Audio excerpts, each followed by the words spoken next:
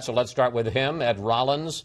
Your thoughts? First of all, give us a sense of what goes on in a campaign with the candidate as they're sitting there trying to make a vice presidential choice. Beth Myers, who's been his former chief of staff and campaign manager, is a very thorough, extraordinary person, and she basically is in charge of this process.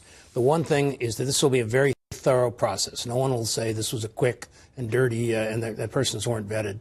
I assume she and about 3 other people are the only ones that know who the final people are. People talk about Pawlenty and Portman now as the 2 finalists. If I was making the choice, I would pick Rubio, who obviously I've said that before, who I think helps them win Florida. If you don't win Florida, you don't win the game. And you know, it seems to me that to some degree, this is not just a calculation about the candidates. It's also a calculation about where you stand politically.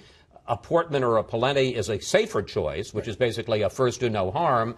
A Ryan or a Rubio is a somewhat bolder choice that says I may need a little more help from the bottom of the ticket. Well, I think at this close race you need a little help, and I think at the end of the day, not in any way casting any dispersions against Pawlenty or Portman, who both would be qualified to be president, which is the ultimate choice you need to make.